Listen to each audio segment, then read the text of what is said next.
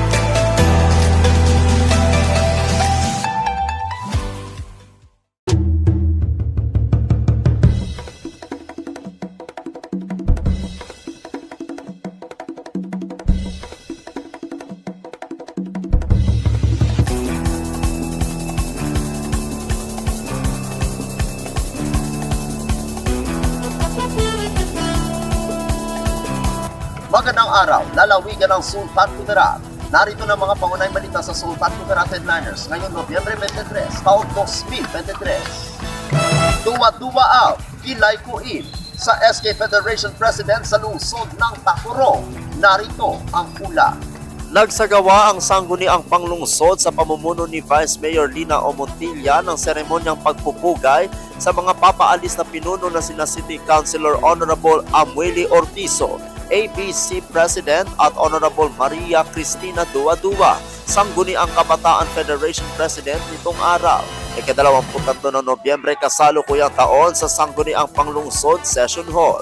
Naging madamdamin si Honorable Duwa-Duwa nang balikan at sariwain ang kanyang mga naging karanasan sa Sangguniang Panglungsod na sina Honorable Duwa-Duwa at Vice Mayor Montilla ay mula sa magkaibang partido, pero nagpasalamat pa rin ito kay Vice Mayor Montilla mula noong naging alkalde ito hanggang sa kasalukuyan na Vice Mayor. Nagbahagi rin si Honorable Ortizo ng kanyang karanasan at ikinagagalak nito na naging bahagi siya ng ika-8 at ika-9 na Sangguniang Panglungsod. Nagpasalamat naman si Vice Mayor Montilla kina Honorable Ortizo at Honorable Duwa-Duwa sa kanilang pagmamahal sa trabaho at pagmamalasakit sa mga Tacurongnon. Nagbigay naman ng plaque of appreciation sina Vice Mayor Montilla at Sangguniang Panglungsod Secretary Ginoong Romel Joneda sa dalawang papaalis na pinuno sa kanilang naging kontribusyon sa gawain ng Sangguniang Panglungsod. Bilang karagdagan, ibinigay naman sa kanila ang kanilang table sign bilang pag-aalala na naging bahagi sila ng Sangguniang Panglungsod. Kinilala at tinanggap naman ni Vice Mayor Montilla at mga kasapi ng ika-9 na Sangguniang Panglungsod ang kahalili ni Honorable Duwa-Duwa, ang bagong SK Federation President na si Honorable John Reynan Kilayko. Ang simpleng pagpupugay at pagbati ay nagtapos sa isang kainan at ang lahat ay naging masaya. Ako ang inyong kaibigang Apolinario 30 Valencia para sa Sultan Kudarat Headliners. Tacurong City Green Warriors at mga misyonaryong The Church of Jesus Christ of Latter-day Saints nagsama sa isang CSP. Narito ang pula. Naging matagumpay ang community service project ng Tacurong City Green Warriors kasama ang mga misyonaryo ng The Church of Jesus Christ of Latter-day Saints noong ika-25 ng Nobyembre kasalukuyang taon sa National Highway na harap ng pamilihang bayan ng lungsod.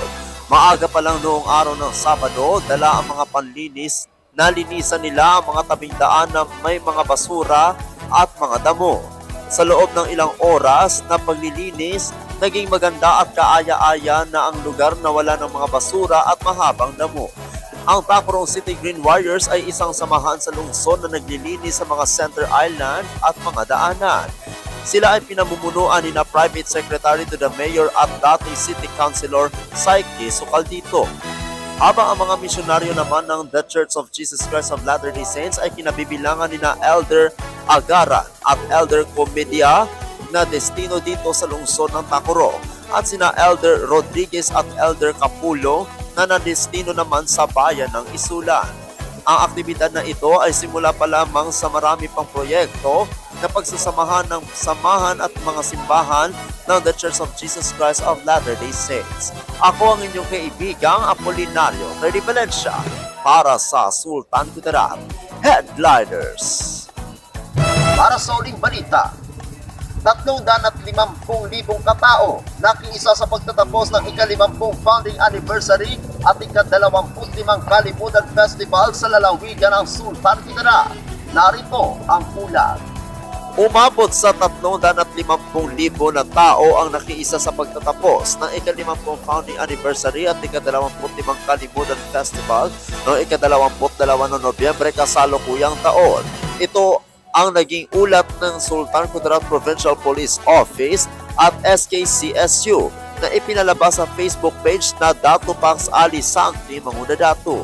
Nagsimula ang pagdagsa ng mga tao sa hapon na kung saan ginanap ang Battle of Festival Kalimutan Festival Street Dancing. Pagdating ng gabi, patuloy pa rin ang pagdagsa ng mga kababayan natin para makita lang sina Bamboo, Yang Constantino at Ben and Ben na kung saan napuno ang Provincial Capitol Ground. Ang nangyari kahapon ay isang makasaysayan sa buong Sox Region bilang grandest and biggest festival sa Sox Region na hindi malilimutan ng mga Sultan Kudarateño at mga bumisita sa lalawigan na bawat aktibidad ay naging makulay, masaya, nagkaroon ng mga bagong kaibigan at masayang mga karanasan.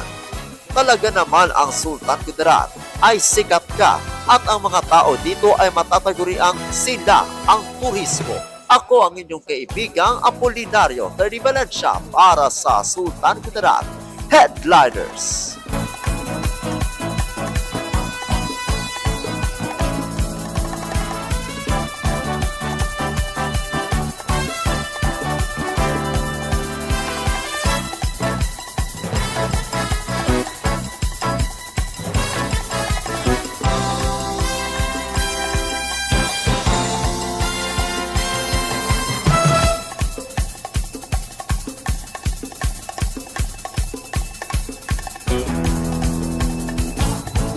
At yan ang kabuuan mga balita sa araw nito. Mga balitang kailangan ninyong malaman, balitang walang kinakampihan, mga balitang totoo, mga balitang may dalang aral at inspirasyon. Ito ang Sultan Kudarat Headliners. Hanggang bukas, maraming salamat at magandang araw, kaibigan.